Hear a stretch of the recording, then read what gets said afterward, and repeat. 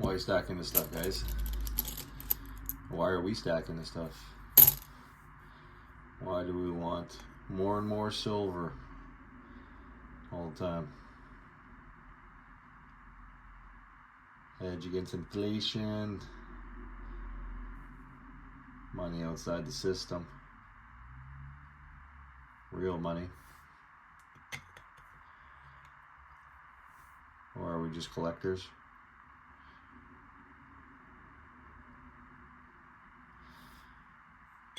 A little bit of both, a little bit of everything. We buying this stuff to protect ourselves from an inevitable market crash that's gonna doom us all to being poor and desperate. I don't know. We all have our own beliefs. What do you think? Write it in the comments. Why are you doing it?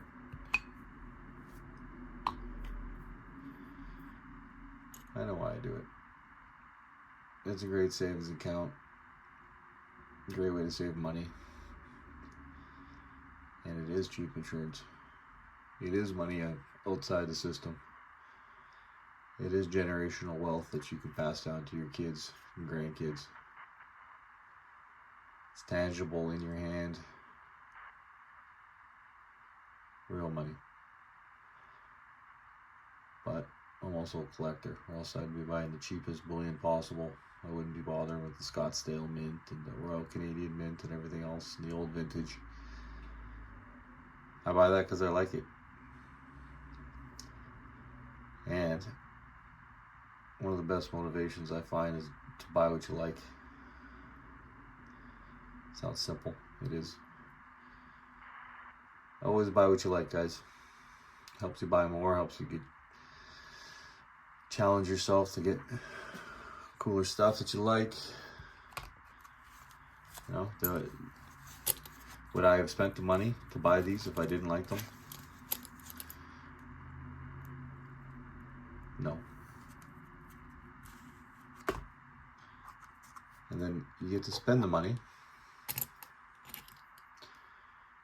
and then you still keep the money, which is the great 360 win of silver and gold.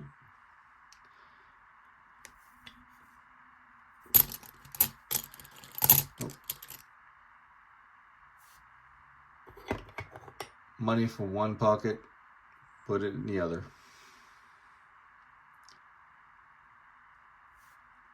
I know I just showed you these the other day, but this is the stuff I have with me.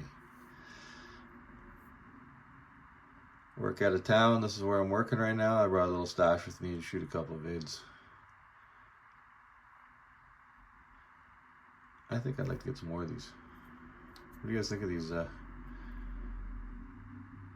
A-mark / US VI ingots? The guy I bought it from didn't seem to like it very much. He's like, ugh. It is short and chunky, but super cool vintage. I like it. It is just the first stacker. I need to get more of these. I've just decided more of these. And I am Canadian after all. I have been stacking quarters like crazy lately.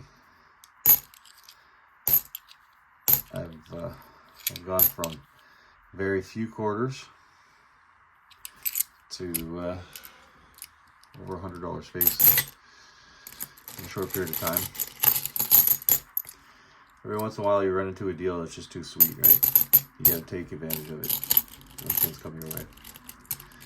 I had a friend inherit some silver. He didn't really want it.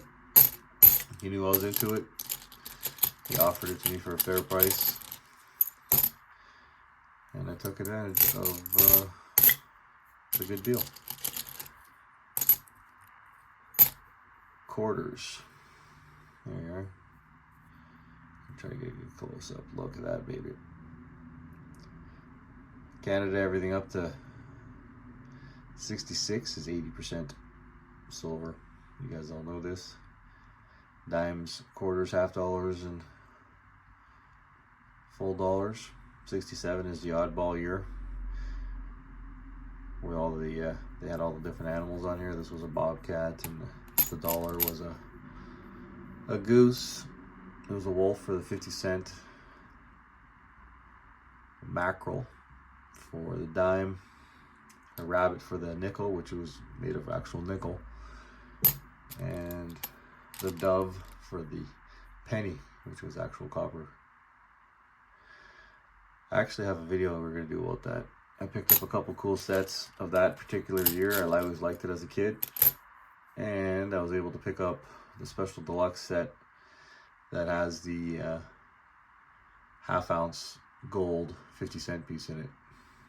It's 90% gold, weighs just over a half-ounce gold, and it's the traditional 50-cent piece, not like the wolf it was that year. Anyway, I'll do a whole video on that one because that one's particularly sweet. That was like a holy grail white whale part of the collection. So that's what I mean, guys. Like that's not something I'm looking to flip and protect money and have money in a SHTF situation. That's just purely collection that I love. I think it's important to mix both. Why wouldn't you? You have more than one type of interest in music. You like more than one type of food. Why wouldn't you switch it up and buy stuff that you like? Stuff that's a bit vintage sometimes. Something that just is really your taste. You should always buy what you like. More of these 2-ounce pieces are definitely coming my way. And more 1-ounce bars. I just completed that guardhouse challenge, and I love 1-ounce bars for some reason. I heard some people say they don't like them. I think they're crazy. This is the Stagecoach where you can break it into one quarter. I would never do that, but it is kind of a cool back instead of just a generic back on there. But this one here is a bit of an oddball size and has a hard time getting into the box, so this is going to have to be a separate one. But definitely some more 1-ounce bars. Some more of these too. Tell me if you've ever seen one of these before, guys. The old Canadian Royal Mint 1-ounce bars. It looks just like it just looks like the old ones. They had 10-ounce like this, 100-ounce. I would really like to get a 10-ounce version of this. If I found a 10-ounce version like this, yeah, that's one of those another hit list. And that's what I mean. That's not purely for investing. That's not purely for anything else. Then I can admit it, I'm a degenerate collector. And I love cool serial numbers too. Look at that. 002288. I saw this, actually bought this on eBay. Paid a premium for it, right? I think I paid $100 for this when it's really only like $45 piece of silver. Crazy. Some of you guys are like, you're crazy. You should be buying as low as possible for spot. You're a fool. You wasted your money. Because everybody has an opinion. But some other people are saying, you know what? Vintage silver is right on. You should always just buy what you like. It's your money, right? And it's true. It is your money. If you hate this coin, bar, you should never buy it. You should buy exactly what you like. That's what I like about YouTube, is you can see different stuff. You can see what people like. You can see what you like. And I found my taste and my interest changed through my stacking journey. Not to sound like a corn dog.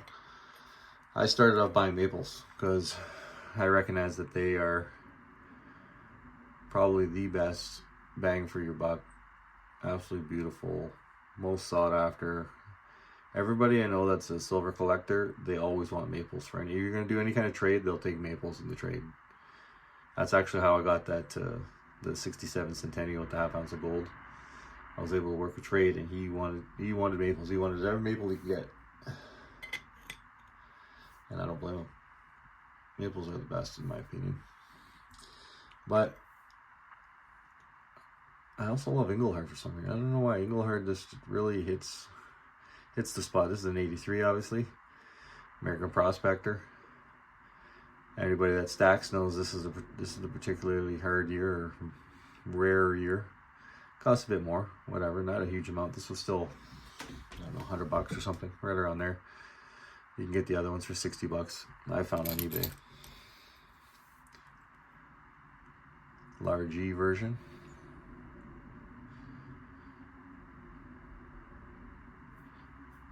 Yeah, beauty. I like a whole tube of those, really. I have another one here. Where did I put it? There it is. This one's a bit more tarnished, an 85.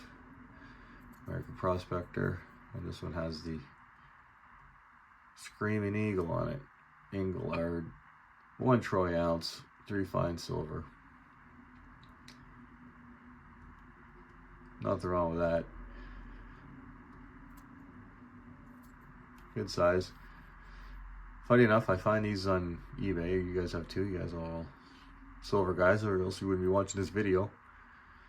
And the tubes for these are like huge money. They're $100 just for the tube, because everybody wants one. I guess I'm not gonna lie. I thought about getting a tube, and I would want the Engelhard original tube for it, and then I'm wasting $100 on a piece of plastic that's not worth anything when I could have had silver. That's what I mean, degenerate collector. But that's what I like, and that's what keeps me motivated to keep on stacking, because you can hit the wall with silver, guys. Anybody that knows, you start getting into the hundreds, and then you start getting towards 1,000. Your goals are, you know what I mean, 1,000 ounces it's a lot of weight, and you're kind of like, do I have enough? How much silver and gold is enough? That's why at the beginning of this year I decided to get into gold, and I started doing the 1/10 challenge, where you try to fill up a tube of 20. I gave myself this year to do it. I think I said I'm about 12 or 13 tenths in. So still 7 more to go, but gold's at record prices, right? So what's the bigger bang for your buck? Is it silver right now? I think so. I think silver is the biggest bang for your buck. So I've, you know what I mean, old habits die hard. I was a silver guy at heart. I am a silver guy at heart. I like silver the best, even though I'm not. I see the benefits of gold as well, right? You can carry a lot of wealth in your pocket with a couple gold coins. Silver, you're going to be weighed down by a couple tubes just to have a couple grand. But you have to buy what you like. And right now I've been buying lots of silver, like I said. I still plan on finishing that tube of gold though. But at record prices, it's like, you know what I mean? Is that the best play? There you go. Look at this guy. Count Dracula's grandson. Look it up. Vlad the Impaler's grandson.